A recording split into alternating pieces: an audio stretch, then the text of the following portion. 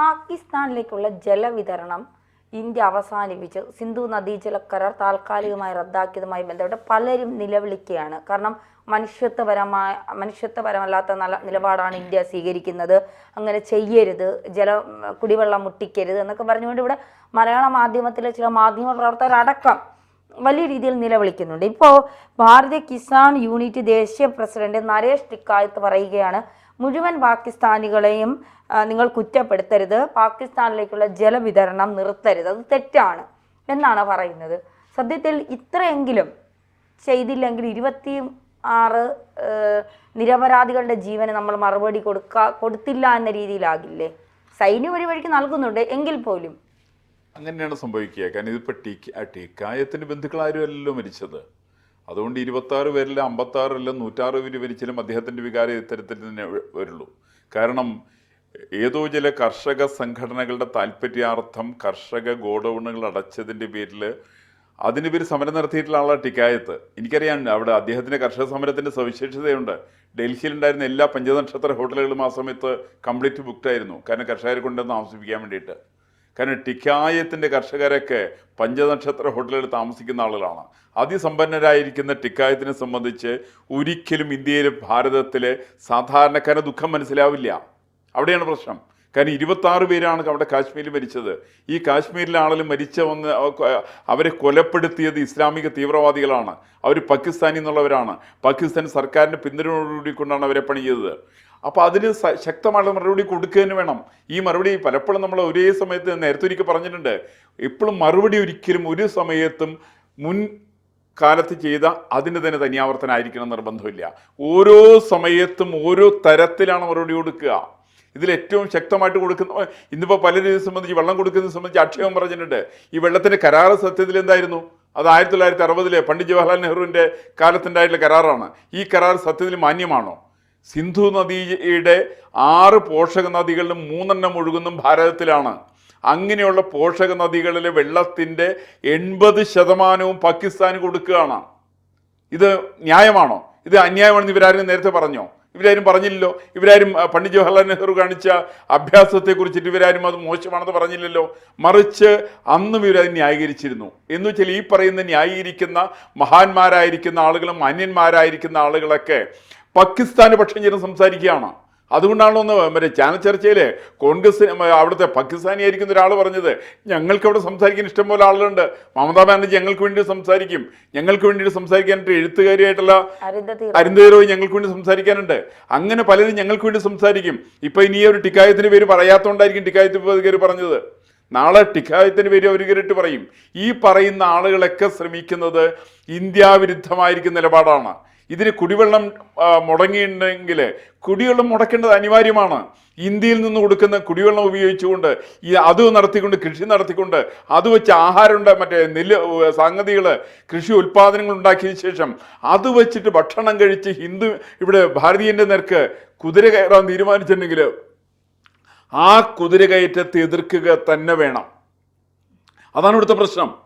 ഇത് ഈ കുടിവെള്ളത്തിൻ്റെ മുട്ടിക്കൽ എന്ന് പറയുന്നത് കുടിവെള്ളം മാത്രമല്ല, കൃഷിയിടങ്ങളിലേക്ക് പോകുന്ന വെള്ളത്തെ അടക്കം മുട്ടിക്കുകയാണ്.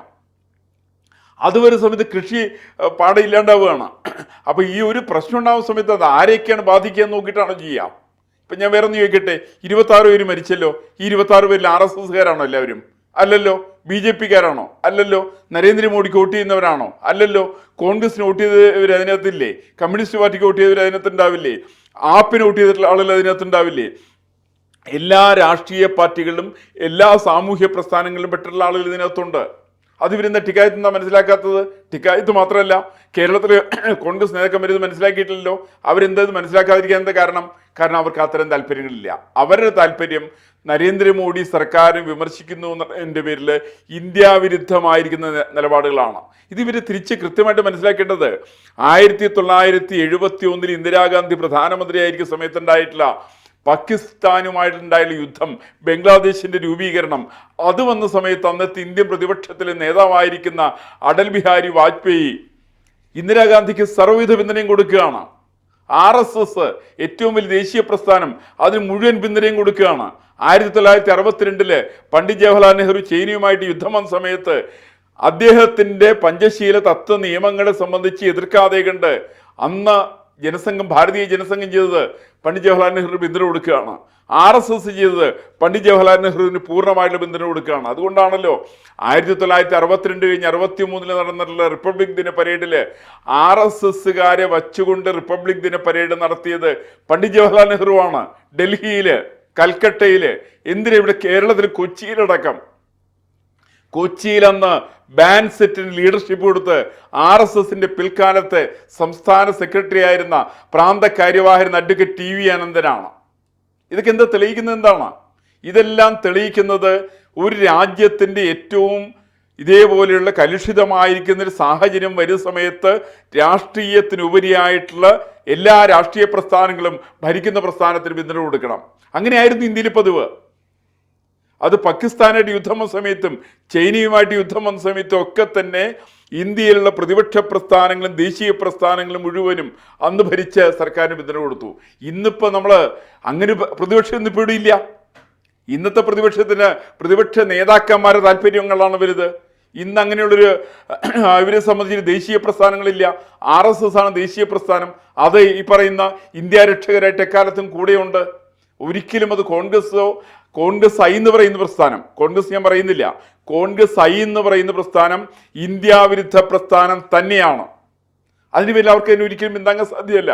ഈ വെള്ളം കൂടി മുട്ടുന്നവരുടെ സാധാരണക്കാരന് വെള്ളം കൂടി മുട്ടുന്നു. പാകിസ്ഥാൻ്റെ സാധാരണക്കാരനാണ് ഇതിൻ്റെ പ്രശ്നം. നമ്മുടെ ജമ്മു കാശ്മീരിൽ താമസിക്കുന്ന ഒരു സാധാരണക്കാരല്ലേ? അവിടുത്തെ മുസ്ലിങ്ങൾ സാധാരണക്കാരല്ലേ? അവിടുത്തെ ക്രിസ്ത്യാനികൾ, അവിടുത്തെ ഹിന്ദുക്കളും സാധാരണക്കാരല്ലേ? അവിടുന്ന് ഓടിക്കപ്പെട്ട് 1,76,000 വരുന്ന പണ്ഡിറ്റ് കുടുംബങ്ങൾ, അത് പണ്ഡിറ്റ് ജവഹർലാൽ നെഹ്റുവിൻ്റെ കുടുംബമാണല്ലോ, അത് ഇന്ദിരാഗാന്ധിയുടെ കുടുംബമാണല്ലോ, അത് രാഹുൽ ഗാന്ധിയുടെ കുടുംബമാണല്ലോ. ആ അവരുടെ വംശത്തിൽപ്പെട്ട പണ്ഡിറ്റുകളെ ഇപ്പം ഇവരാരും പണ്ഡിറ്റൊന്നും ഉപയോഗിക്കുന്നില്ല കേട്ടോ. പണ്ഡിറ്റ് ജവഹർലാൽ നെഹ്റു കഴിഞ്ഞ ശേഷം ഇന്ദിരാഗാന്ധിയും രാഹുൽ ഗാന്ധിയും അയാളുടെ അച്ഛൻ രാജീവ് ഗാന്ധിയും ഒന്നും പണ്ഡിറ്റ് ഒന്നും ഉപയോഗിക്കാതിരിക്കാനുള്ള കാരണം എന്താ വെച്ചിട്ടുണ്ടെങ്കിൽ ഇവർ പണ്ഡിറ്റല്ല. ഇപ്പോൾ പണ്ഡിറ്റ് സമുദായത്തിൻ്റെ പേരാണ്. അവസാനം പണ്ഡിറ്റ് എന്നുള്ള പദപ്രയോഗം നടത്തിയത് പണ്ഡിറ്റ് ജവഹർലാൽ നെഹ്റു ആണ്. അദ്ദേഹത്തിൻ്റെ അച്ഛനായിട്ടുള്ള പണ്ഡിറ്റ് മോഹൻലാൽ നെഹ്റു അടക്കം ഉള്ളവർ, അവർ പണ്ഡിതന്മാരായിട്ടല്ല കേട്ടോ. പണ്ഡിറ്റ് എന്നൊരു ഒരു കാസ്റ്റിൻ്റെ പേരാണ്, ഒരു പുരോഹിത വർഗത്തിൻ്റെ പേരാണ്. ആ പുരോഹിത വർഗത്തിൽപ്പെട്ട 1,76,000 പേരെ അവിടെ കാശ്മീരിൽ നിന്ന് ഇസ്ലാമിക തീവ്രവാദികൾ ഓടിച്ച സമയത്ത് അവർക്ക് വേണ്ടി സംസാരിക്കാൻ കോൺഗ്രസ് ഉണ്ടായിരുന്നില്ല. അന്ന് കോൺഗ്രസിന്റെ പ്രധാനമന്ത്രിയായിരുന്നല്ലോ നരസിംഹറാവു ആയിരുന്നല്ലോ നാട് ഭരിച്ചത്. അന്ന് അവരെ ഭരിക്കാൻ വേണ്ടിയിട്ട് അവരെ കൂടെ നടന്ന ആൾ സോണിയാഗാന്ധി ആയിരുന്നല്ലോ. അവരാരും ഇതിനെക്കുറിച്ച് പറഞ്ഞില്ലല്ലോ. ഇതിൻ്റെ അർത്ഥം എന്താണെന്ന് വെച്ചിട്ടുണ്ടെങ്കിൽ കോൺഗ്രസ്സിന് ഒരിക്കലും ഇവിടുത്തെ ഭൂരിപക്ഷം വരുന്ന ജനവിഭാഗത്തിൻ്റെ വികാരങ്ങളെ മനസ്സിലാക്കാൻ സാധ്യമല്ല. അതുകൊണ്ടാണ് അവർ പലപ്പോഴും പാകിസ്ഥാനിലുള്ള ആൾക്ക് കുടിവെള്ളം കിട്ടാത്തതിന് ആണ് അവർക്ക് വേദന. ഇവിടുത്തെ 26 പേര് മരിച്ചു, അല്ലെങ്കിൽ 44 പേര് പട്ടാളക്കാരെ ഇവിടെ മറ്റേ പുൽവാമയിൽ മരിച്ചു. അതൊന്നും ഇവരുടെ വിഷയമല്ല, ഇവർക്കത് വിഷയമേ അല്ല. ഇവർ ആ സമയത്ത് അതിൻ്റെ പിന്നാമ്പുറങ്ങളിൽ എന്തുകൊണ്ടെന്നുള്ളത് ചിക്കി തികഞ്ഞുകൊണ്ടിരിക്കുകയാണ് ഇവരത്. അത് കണ്ടെത്താനുള്ള പരിശ്രമത്തിലാണ് ശരിക്കത്. ഇത് രാഷ്ട്രവിരുദ്ധമായുള്ള നിലപാടാണ് ശരിക്കത്. അതുകൊണ്ട് ഈ പറയുന്ന കുടിവെള്ളം കൊടുക്കുന്നില്ല എന്നുള്ള നിലപാട്, അല്ലെങ്കിൽ സിന്ധു നദീജല കരാറ് താൽക്കാലികമായി മരവിപ്പിച്ചു എന്നുള്ളത് തികച്ചും ഒരു രാജ്യത്തെ സംബന്ധിച്ച് അനിവാര്യമായുള്ള നിലപാടാണ്. അതിന് ഫലമായിട്ട് നമ്മൾ ധരിക്കുന്ന പോലെ 6 മാസം 7 മാസമൊന്നും അല്ല കുടിവെള്ളം കിട്ടാതിരിക്കുക.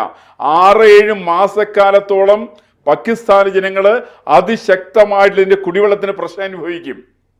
അവർക്ക് ഒരു തുള്ളി വെള്ളം കുടിക്കാൻ കിട്ടില്ല. അവർ മുഴുവൻ കൃഷിയിടങ്ങളും പഞ്ചാബിൽ നശിക്കാൻ വേണ്ടി പോവുകയാണ്. എന്ന് മാത്രമല്ല, ഇപ്പം നേരത്തെ പറഞ്ഞല്ലോ ചലം നദിയിൽ, ആ ചലം നദിയിൽ വെള്ളപ്പൊക്കം ഉണ്ടായി. ഇനിയും തുടങ്ങിയിട്ട് വെള്ളപ്പൊക്കം ഉണ്ടാവുന്ന സമയത്ത് മുൻകൂട്ടി പാകിസ്ഥാനെ ഇന്ത്യ ഗവൺമെൻറ് അറിയിക്കൂല. വെള്ളം ഏത് സമയത്തും ഉണ്ടെങ്കിൽ അണക്കെട്ട് വേണ്ടി തുറന്നു വിടും. അണക്കെട്ട് തുറന്നു വിടണമെങ്കിൽ വലിയ വെള്ളപ്പൊക്കത്തിന് സാധ്യതയുണ്ട്, കൃഷിനാശത്തിന് സാധ്യതയുണ്ട്, വരൾച്ചയ്ക്ക് സാധ്യതയുണ്ട്. ഇപ്പം തന്നെ പാകിസ്ഥാനെ സംബന്ധിച്ച് പാകിസ്ഥാനിൽ ഒരു നേരത്തെ ആഹാരത്തിന് നിവൃത്തിയില്ലാത്തൊരവസ്ഥയാണ്. അതായത് ഇന്ദിരാഗാന്ധി ഇന്ത്യ ഭരിച്ചപ്പോൾ ഇന്ത്യക്കുണ്ടായിരുന്നൊരവസ്ഥയുണ്ട്. ഒരു നേരത്തെ ആഹാരം കിട്ടാൻ നിവൃത്തിയില്ലാതിരുന്ന ആളുകളാണ് ഇന്ത്യയിലുണ്ടായിരുന്നത്. അതിനെക്കുറിച്ച് പറയുന്നത് ഇപ്പോഴത്തെ ബംഗാളിൽ 6 മാസക്കാലമായിട്ട് അരി ആഹാരമോ ഗോതമ്പോ പോലും 1 മണി ഗോതമ്പോ 1 മണി അരിയോ കാണാത്ത നിരവധി ആളുകൾ അന്നവിടെ ജീവിച്ചിരുന്നു എന്നാണ്. ഇന്ത്യയിലുണ്ടായിരുന്ന 60 കോടി ജനങ്ങളിൽ 30.6 കോടി ആളുകൾ ഒരു നേരത്തെ ആഹാരം പോലും കഴിക്കാൻ നിവൃത്തിയില്ലാത്ത ആളുകളായിരുന്നു ഇന്ത്യയിലുണ്ടായിരുന്നത്. അത് ഇന്ദിരാഗാന്ധി ഭരിച്ച 1967 തുടങ്ങിയിട്ട് 977 വരെയുള്ള ഇന്ത്യയിലെ അവസ്ഥയായിരുന്നു. ഈ അവസ്ഥയാണ് ഇന്നിപ്പോൾ പാകിസ്ഥാനെ സംബന്ധിച്ചുള്ളത്. ഈ ഒരു സാഹചര്യത്തിലാണ് നമ്മളിത് കണ്ടത്. തീർച്ചയായിട്ടും ഈ സിന്ധു നദീജല കരാറിൻ്റെ താൽക്കാലികമായിരിക്കുന്ന മരവിപ്പ്, ഈ മരവിപ്പ് തീവ്രവാദികൾക്ക് കൊടുക്കാവുന്ന കടുത്ത ശിക്ഷ തന്നെയാണെന്നാണ് ഞാൻ എൻ്റെ ഒരു അനുമാനത്തെ സംബന്ധിച്ചതാണ്.